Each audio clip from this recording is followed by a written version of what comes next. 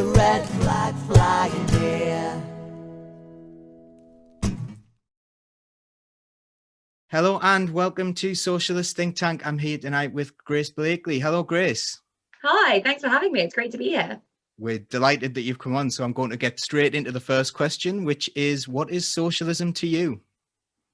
Well, I think we need to start when we're talking about socialism by thinking really about what capitalism is. And, you know, you'll hear a lot of kind of mainstream economists basically saying, well, capitalism is all about free markets. It's this kind of system of decentralized exchange where everyone kind of comes together in these market settings and are able to exchange their commodities for the correct price, and that price stems from all these decentralized interactions of these individuals. This is kind of Adam Smith's invisible hand. But Marxists have a different view as to what capitalism is. And we don't really look at the market as being the kind of central institution of capitalism. Instead, we look much more at production. So what takes place within the firm, within the kind of broader sphere of production more generally.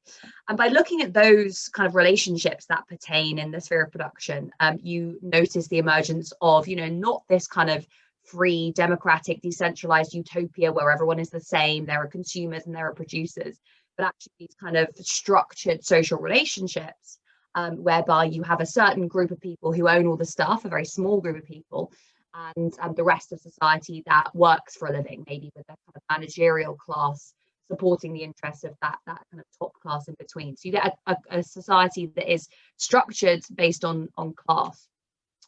And as a result of that, rather than kind of looking at capitalism as this system that's premised upon kind of free markets and trade and those sorts of things, for me, I see capitalism as a social system that is premised upon the domination of labor by capital.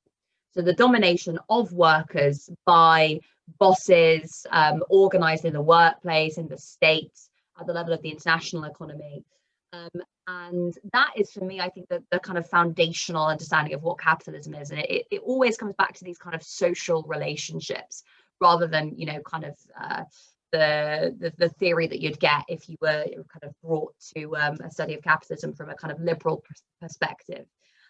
So yeah, for me, you know, socialism is the inverse of that. It is really the kind of disillusion of this binary between capital and labor. And it is the kind of the emancipation of labor, I suppose, to be able to control and shape the conditions of our own existence through the kind of socialization of ownership. So everyone becomes an owner, and the democratization of production and allocation of resources. So again, you know, things are collectively owned, but they're also democratically and socially controlled and governed. Thank you so much, and so much better articulated than I could ever put there. So thank you for that. I wanted to know, have you always been a socialist? Have you always had socialist values, do you think? From a very young age, I've kind of been, so actually, funnily enough, I was always a bit of a kind of, I don't want to say rebel because it sounds a bit cringe, but I liked to be in the minority in terms of expressing my opinions. And obviously I come from you know, fairly middle class background. So I quite liked basically, you know, claiming the most extreme views that I could possibly have, especially when it came to politics. So when I was 12 or 13, I used to describe myself as an anarcho-communist, basically kind of trying to defy every single aspect of authority that I could come up with. And a lot of those values came from my mum's family, particularly my granddad, who was a communist and a shop steward in the TGWU, and you know, came from a very working class background, same as my grandma. And my mum kept those values even after she went from you know, comprehensive school into Cambridge.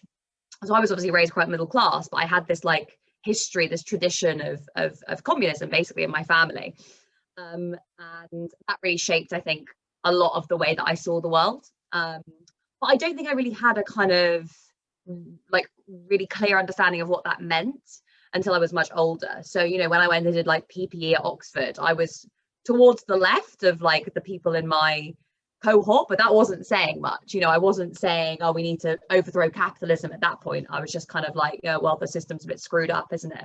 And I was very much more focused on kind of international and global politics. So I went on from that to do African studies. And it was when I did African studies, actually, that my views became a lot more radical, because, you get like spoon-fed liberal ideology when you do a PPE degree. It's like, the world is getting richer, everyone's getting better off. If capitalism spreads everywhere, then things are going to be fine. It's just about making sure we have the right institutions to manage that process. Whereas looking at it from the perspective of the world system, and particularly from the perspective of the poorest countries in the world, you can see that actually that's completely and utterly untrue. That actually the wealth of the richest parts of the world system is premised upon extraction from and exploitation of the poorer parts of the world system. So that process of catch up just isn't going to happen. And that domination that I spoke about that structures capitalist social relations is very, very obvious at the level of the world economy as well. So it was really after whilst doing my master's, that I became much more radical, and that's probably when I started describing myself actually as a socialist. And then obviously not long after that, so I started my master's in 2014, and not long after that was the Corbyn moment, and that's when I actually kind of got like properly involved in politics in the UK. And yeah, from that point on, I was just a democratic socialist. So in your book Stolen, which I've read, I know you're on writing another book as well, and you're becoming particularly prolific at the moment. You've done a coronavirus one as well, haven't you? But during that, you describe what capitalism is in a way that I think a lot of people who would defend capitalism wouldn't really recognize. So a lot of people I know who don't really know much about economics, who don't have the time to look into economics, they'll say, "Oh, capitalism's the only way. That it has to happen. It has to be this way." But I often think if you were to come up with a system, you wouldn't come up with capitalism. I don't think anyone I know would think, "Oh, that's a really good idea to structure it like that," if they understood what was going on. So, can you define what capitalism is and how it's working at the moment? And I know that's a big ask in a relatively short period of time, but could you maybe describe to people what capitalism actually is? Yeah, so I think again it comes back to that question of kind of domination and of those kinds of social relations.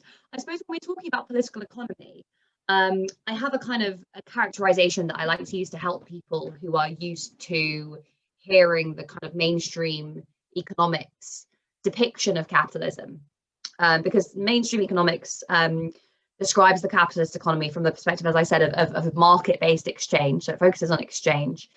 It does it from the perspective of the individual. So that could be the individual consumer or the individual producer or the individual firm, depending on what level you're analyzing at. But it's an individualized perspective. And it's a static perspective. So it doesn't really look at what goes on over time, other than in certain branches of kind of institutional economics. And out of that schema arises an assumption that this system tends towards stability and towards equilibrium. And Marxists take a different view on all of those issues. So first, rather than exchange, we focus on production. So what goes on kind of, mainstream economists treat the firm as a black box. They don't look at what goes on inside the firm. And that's obviously ideological. It's because they don't want to look at what goes on inside the firm, because it reproduces these relationships of domination and shows that capitalism isn't this kind of voluntary system that they depict it as. So production rather than exchange. The second thing is class rather than individuals. So again, out of this analysis of production comes this view of a society that's structured based on class dichotomies and divisions. So there's workers and bosses and, aristocrats and rentiers, and, it becomes a little more complicated. But that one kind of core division that emerges from that analysis of production is that divide between capital and labor. And that really structures the way that political economy works.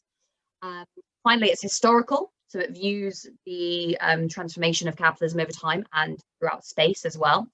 And out of that conceptualization emerges a view that this system actually tends towards crisis rather than equilibrium.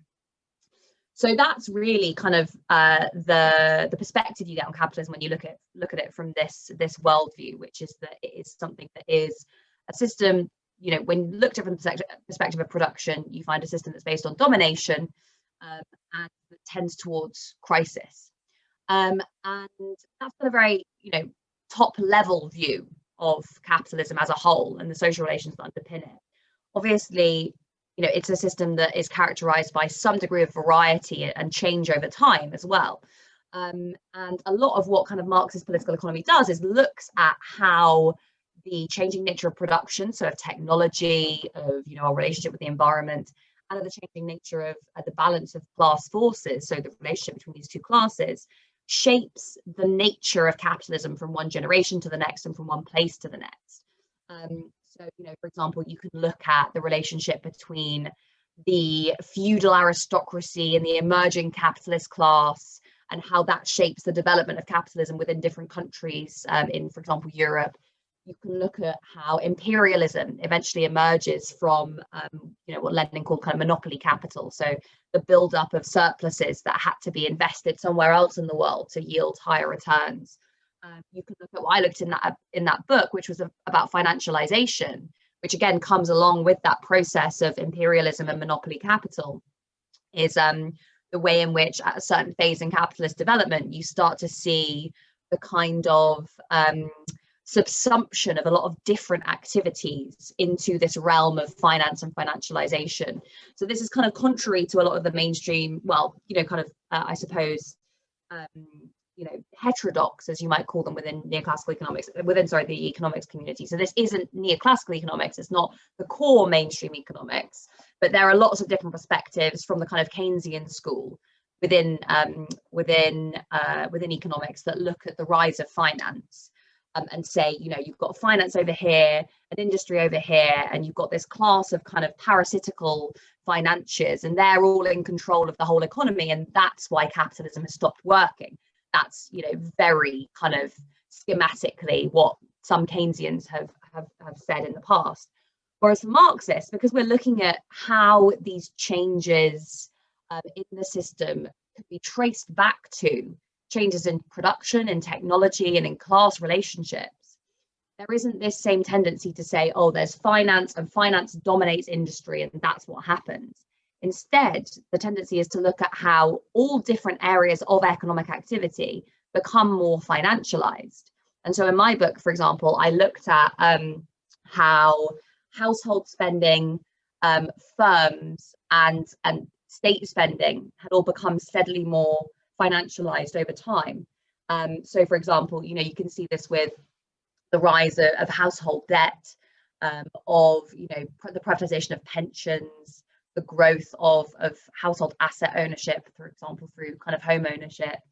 With the firm, you see it through the very close relationships that emerge between very large corporations and powerful banks, and indeed capital markets as well, and the way in which firms kind of take on many of the roles that were previously monopolized by financial institutions.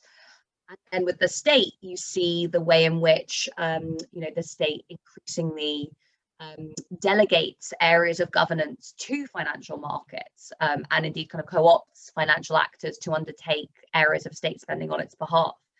So yeah, these processes, and there are lots and lots of them. I don't want to say financialization is the only one or the only important one, but it's the one I focused on because it's particularly prominent when you look at US and UK capitalism.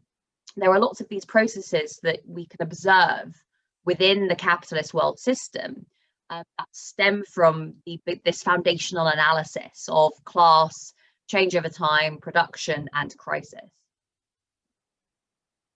So, like, a lot of people would say to me, and we're hearing it a lot at the moment, we need to pay our debts, and there's that household model of economics, which obviously is nonsense. But why is an economy not like a household?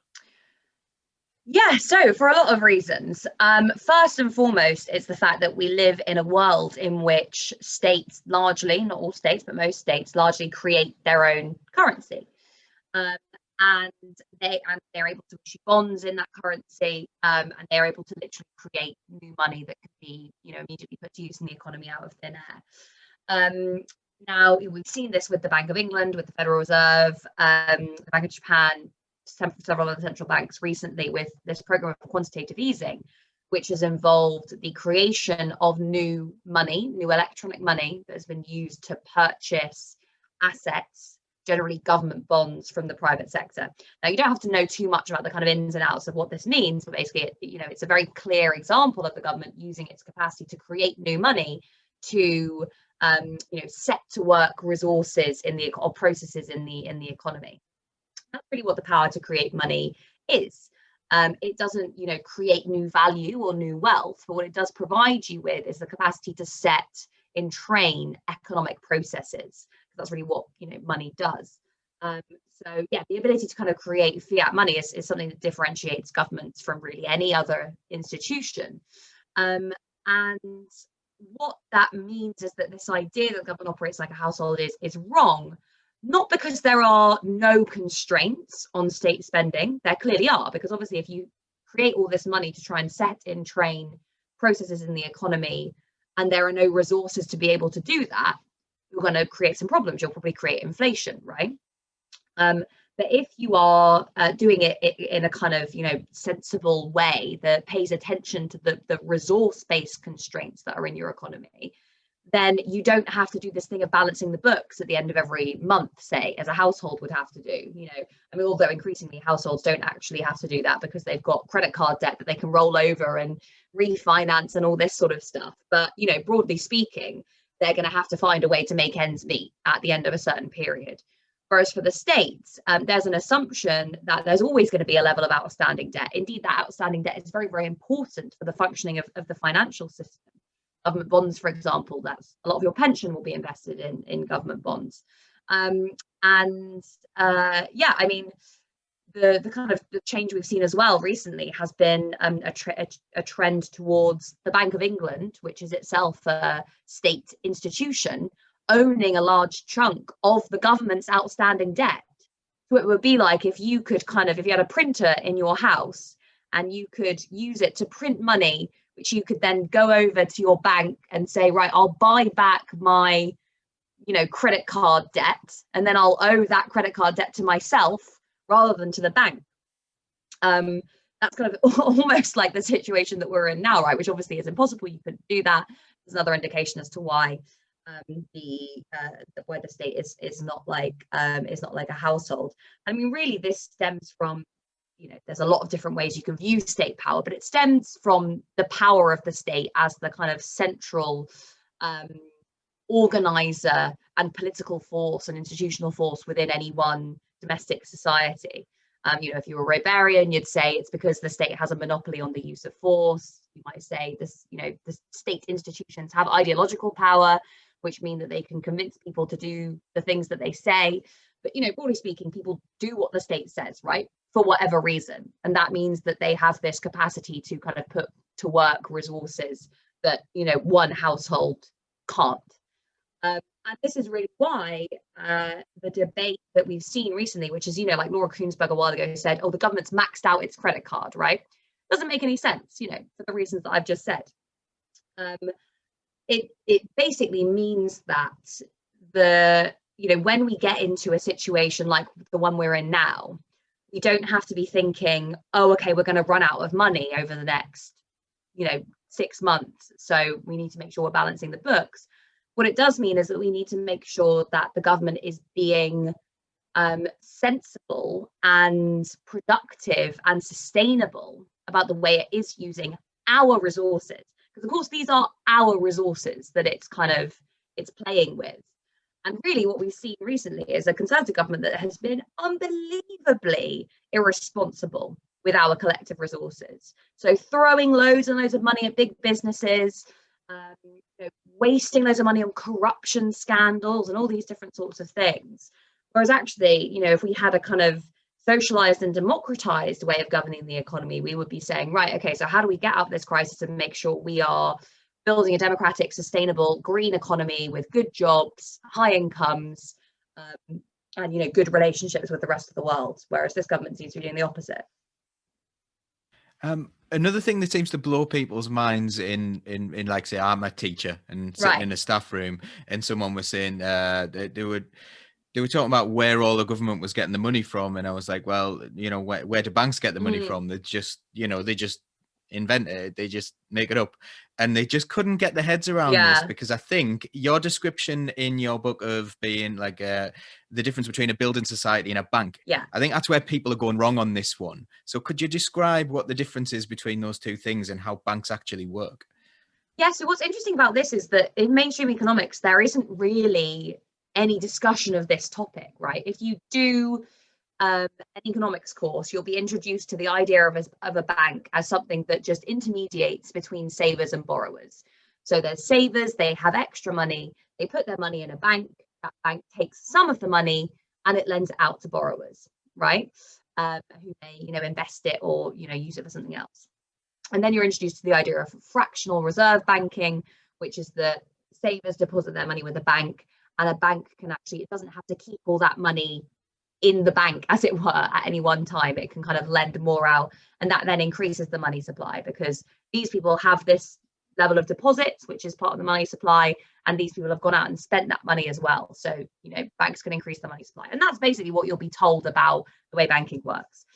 The problem is that it's completely wrong. Right, that isn't actually how banking works. It's not how banking's worked for a very long time, because the bank doesn't have to have that savings in the bank to be able to lend. Banks can just lend ex nihilo, which is Latin for out of nothing. So the banks are given the capacity by the state to create money. Now, that could be to print banknotes, but more often than not, it's just to type some numbers into a computer, and then suddenly you have in your bank account X amount of money because the bank has decided to lend you that money. And yeah, I mean, that kind of really changes the formula, I suppose, for how we really need to be understanding the way that money works in the economy, because you don't need to first encourage people to save in order to get enough money to lend out to businesses to invest. Actually, what is determining the money supply in our economy today is just how much demand there is for lending. And that's shaped by a number of different things, including interest rates. And interest rates, rather than being what we're told in economics, which is, the price of money determined by the demand and supply for money, interest rates, they're set by the states, they're set by the central bank. So the central bank, again, is determining the way that this process is taking place.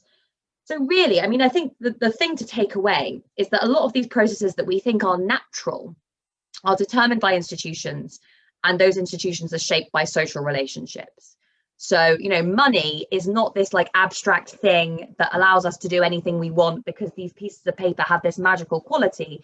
It's something that we all agree to buy into. It has money because we, believe that it has money. And we all believe that, one particular unit of money represents a particular unit of value. And how we understand that value is related to the time that we put into the labor process. So you'll often think, when you're going out to buy something, that, perfume or whatever costs me 4 hours of my labor, right? That's how we understand value most of the time. And money has value because we all agree to believe this bit of money has this amount of value, and that, equates to these amounts of goods. And that's, I think, what's hard for people to get their head around, is just the idea that we live in this economy, which is fundamentally so social. No one is there at the back saying, like, for example, in weights and measures, right? Up until recently, the way we measured a kilogram was that there was a chunk of metal in France called Le Grand K. And that was the standard unit of weight for a kilogram. And if you wanted to measure a kilogram, you have to go and find and compare it to that piece of metal. That would be the end point of the process of, deciding what things are worth. Whereas with money, there's not really, that kind of process. Everything comes back to the social relationships that underpin production. And people, I think, find that difficult to get their head around, because it means that the things that we think are objective, in the sense of being out there, real in the world, actually come from our interactions with each other. I think that often as well, it comes from money is so real to us at our level because we have to spend it, and it is a real thing, but it becomes almost abstract when it becomes big, and Yeah. So one of the things that helped me as well is when you talked about like how the housing bubble was created, and with banks able to lend different people mortgages. So could you explain like how that, like we all remember when house prices, well, we don't all Yeah. remember, I remember It's because still happening when they're going up at the moment. Yeah.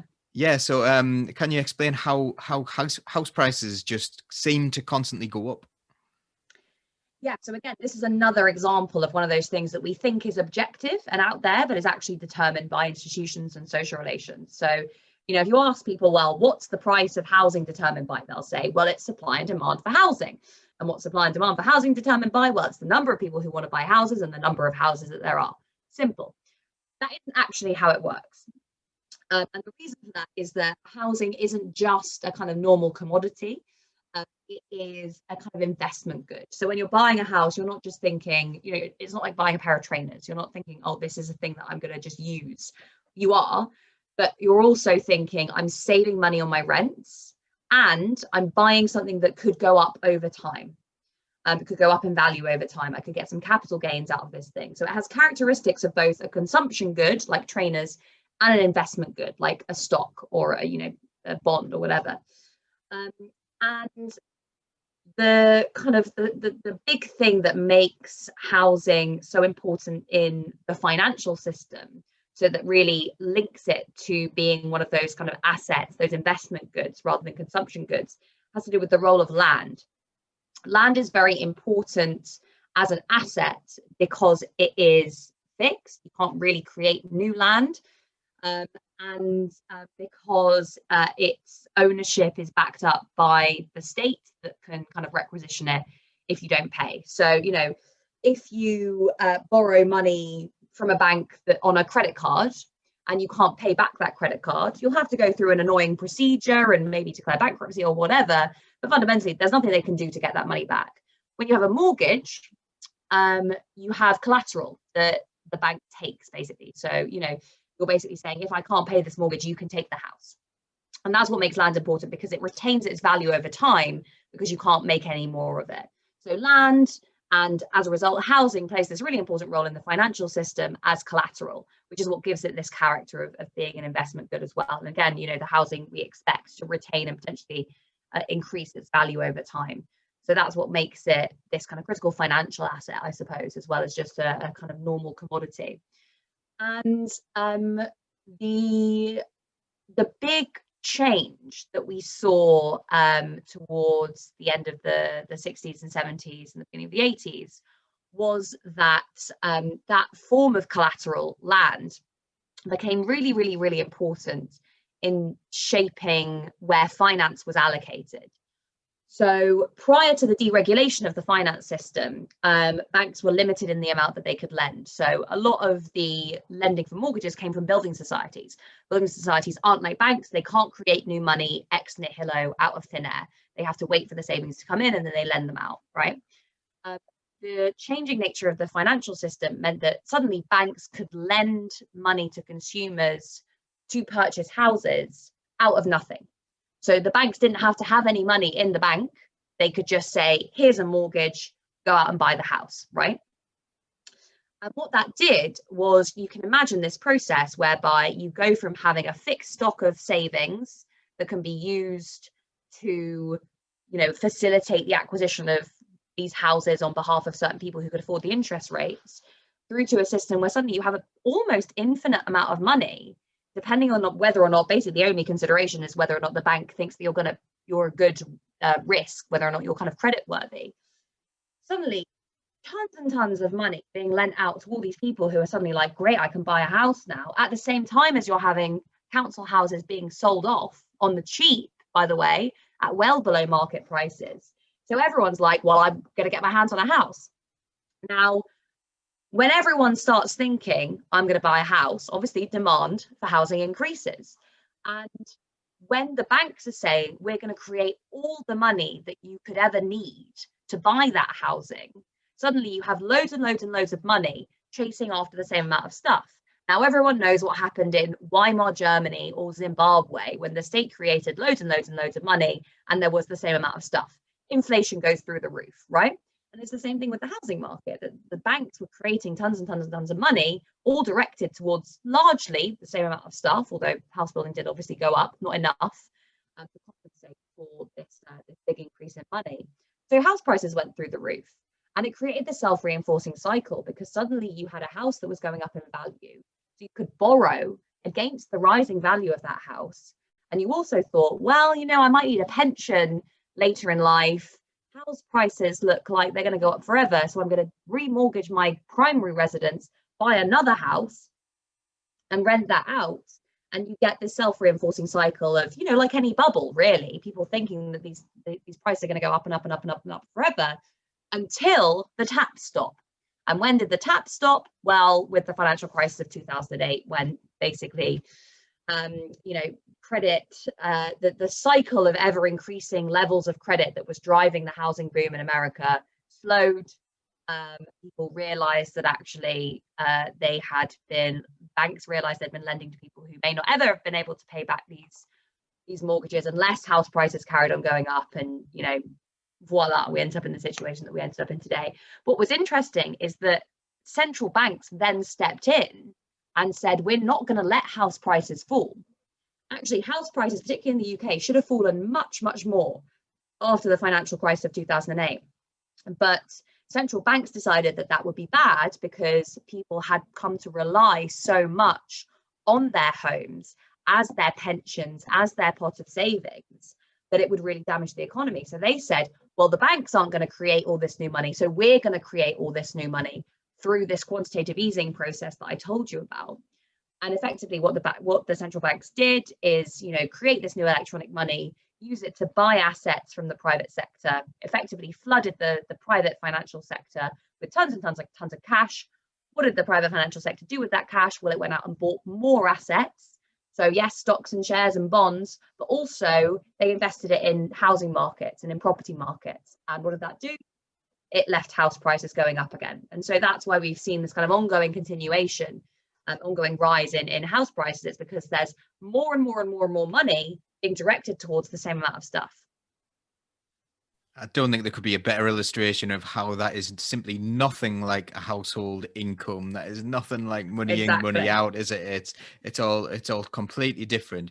So I know that in your book you don't just criticize things. You offer solutions, and you offer quite large solutions at the end. Now, I don't expect you to be able to go through in that level of detail, but it'd be really interesting. I think people should go and read your books for that as well, because there's a lot of detail in there and lots of really interesting stuff.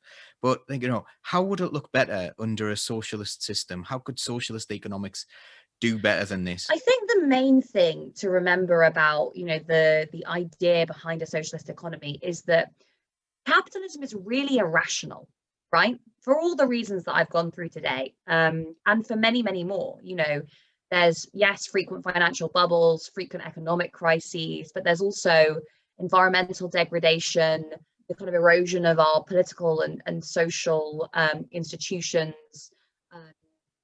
actually the erosion of the kind of the social bonds that hold us together, of the kind of things that make us human, as well as the concentrated use of all of our collective resources and ingenuity for just one single goal, which is profit maximization. Now, the argument for socialism is, imagine if all of that ingenuity, all of those resources were, rather than being directed towards making money for a small number of people, were directed towards making all of our lives better, right? So, having technological innovation that aimed at freeing us from the drudgery of horrifying work and actually allowed us to all share in the fruits of something like automation. Having investment in socialized, collectivized forms of care that allow us to support one another, having a sustainable approach to our relationship with the environment based on our stewardship of our collective resources, and a much more sustainable relationship with the planet. All of these things are not possible under capitalism, because under capitalism, there is one single imperative, which is maximize profit. It doesn't matter if you destroy the planet, you destroy other people. It is all about making sure that you maximize profit. So that is basically the argument for socialism, is that's irrational. It's irrational, and it really denies us what it means to be human, because we're turned into these machines for just capital accumulation. Whereas actually, you know, that isn't what it means to be a human being. That isn't what human life is about. And you know, Marx's famous thing is, you know, we could be fishermen and you know, poets and whatever else we wanted to be, if we all had, you know, control over our labor and we had our time back, and we didn't have to focus on just day-to-day survival. And I think that's the promise of socialism. It's very difficult to convince people, though, living under these conditions where we're told all the time that if you don't work as hard as you possibly can, you'll be dead, and that there isn't enough to go around. So we all have to compete with each other. In a society like that, it's very difficult to believe that things could be different and that actually, you know, there is enough. And yet today, when you see the huge disparities of wealth that exist between different sections of the population. I know there's a stat, I can't exactly remember off the top of my head, but it's like Jeff Bezos could afford to give a huge bonus. I can't remember how much it was. It was something like, you know, maybe $5,000 or $10,000, I'm not sure, to every single Amazon worker, and still be as rich as he was before the pandemic. Like, the scale of wealth at the very, very top of our economy is basically incomprehensible to the human brain. It's like that parable of putting wheat on a chessboard. There was yeah, I don't know if you remember this. This is, yeah, you know, there's a king, and someone comes up to him and basically kind of asks how he could repay the king, and the king says, put a grain of rice onto each square on the chessboard and double it every time. And so he says, oh, okay, fine, that's not very much rice. But of course, when you're doubling and doubling and doubling and doubling and doubling, you get an extortionate, you know, extreme exponential increase in the amount that you have. And our brains just aren't wired to understand those kinds of scales of disparity between, you know, where we are and where the people at the very, very top are. I think there's a good stat, which is like, to count to 1 million would take you 12 days, to count to 1 billion would take you 32 years. And there are multi-billionaires at the top of our economy. So that's where the resources are. If we had collective ownership and democratic control of those resources, we could facilitate not only a kind of good standard of living for everyone on the planet, we could actually use those resources to direct innovation in such a way that we could, you know, eliminate poverty. We could tackle global warming. We could travel the universe. You know, we could do all these things that we can't currently do because those resources are all concentrated in a small number of hands and used just purely for profit maximization. So that's the kind of, you know, long-term picture. I think in my book, I look at ways that we can kind of change the system now to get closer to that ideal. So to get closer to the ideal of a society in which our resources are shared collectively and democratically governed. And so one thing I have in there is, you know, the idea of like a people's kind of investment fund, which is basically somewhere where, you know, there's a collective assets of, you know, a nation or a community that's put into a pot and then invested in various different industries, and slowly that pot gains an ownership stake in lots of different sections of the economy by buying shares in businesses, by buying bits of land, etc. And in doing so, you know, you get to a position where everyone starts to own a chunk of everything. And if you have that fund being governed democratically, you can then say to those companies in which you have an ownership stake, you've got to treat your workers properly. You need to stop kind of degrading the environment. That's one of the ideas. You know, some of the like even very simple things that we could be doing to make our economy more socialized now would be things like investing in what's called kind of decommodifying the means of subsistence. So basically taking the things that we need to survive outside of the market mechanism, so providing social housing very cheap for everyone, so everyone can afford it, having things like a national food service, a national care service, free transport, everything that you need to survive and live, you know, just to have a basic standard of living would be free, right? That just, again, frees up your potential. You don't have to focus on just surviving all the time. You're actually thinking, right, well, you know, what do I really want to do with my life? What is in me that needs to be expressed that makes me who I am? So yeah, I'm not going to go through all of the ideas because there's loads and loads and loads and loads. And in my latest book, I talk a lot more about the kind of Green New Deal and why it's so important to be thinking about that in the wake of the pandemic. I think the broad kind of argument is basically that, you know, we can live in a more rational and a more human society than the one that we live in now. I suppose at a very basic level as well, if banks can create money and then like they've just created and then they say you owe me that money, why shouldn't that work for everyone? And I suppose that's part of the argument, isn't it? Yeah, definitely. So I say that we need a kind of a public socialized financial system where, rather than giving the banks this power to create all this money and just letting them do that for profit, we say, well, actually, you know, this is a social resource. Money is this social resource, and we should be using that to kind of develop our society in the way that we think is best, and do that in a democratic way. So, you know, have a national investment bank, for example, that could invest in, you know, green technology and invest in green infrastructure and those sorts of things that will create jobs and also make our economy much more sustainable over the long run. And yeah, I mean, you know, there's so much that we need to do to change the way the financial system works. I mean, just the banks at the moment are completely unfit for purpose, whether you're talking about, you know, your bog standard retail consumer banking or the big powerful investment banks. They have so much power in our economy, and they really shouldn't. There's no reason that they should have all this power. They don't have all the expertise they claim to have. They frequently screw things up and get everything wrong. So it just makes much more sense to have an economy in which, rather than this power being concentrated at the very, very top, is actually shared equally among everyone. I know that you're an incredibly busy person. I know you've been working incredibly hard on your new book, which I'm really excited about. So I'm going to just finish off with asking you, what are your hopes for the future? Not necessarily with regards to financials, but how do we get there through like being socialist? How do we get there through our movement? Is there any hope there at the moment? Because it seems we're losing that a little bit through the Westminster system. So how do we get there as a movement? Such an important question. And, you know, I think a lot of the time, because of the way our society works, which is so polarized, we're waiting for someone to come and save us. You know, we're always waiting for the next leader, the next person who's going to deliver us and, you know, bring us to the promised land of socialism.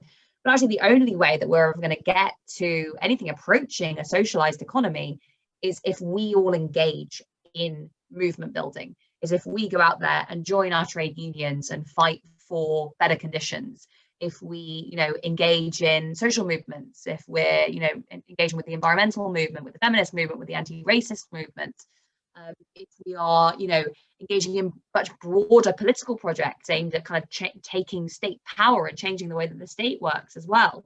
All of these things require us to engage in politics, but also to believe that things can be different.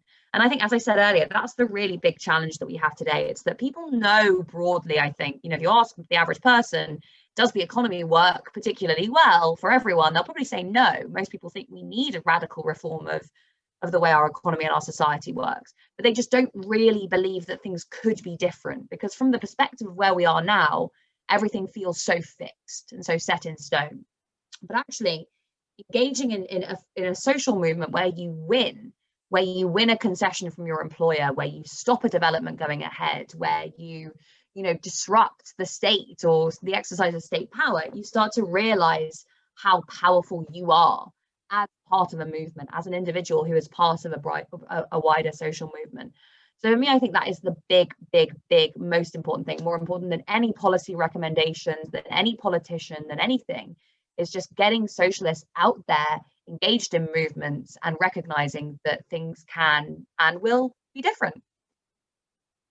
Thank you so much, Grace. And I would like to encourage people to get involved in our movement. You can become a member of Socialist Think Tank. It's free. You can donate if you want, but it's totally optional because we want everyone to be included in it, and get involved in other things like Acorn and all these other brilliant things that are going on at the moment. On behalf of Socialist Think Tank, Grace, I'd really like to thank you. You've been absolutely incredible, as we expected, and we hope we see you again. Thanks so much for having me. It's been really great to be here, and I'm really supportive of what you guys are doing. We keep the red flag flying here.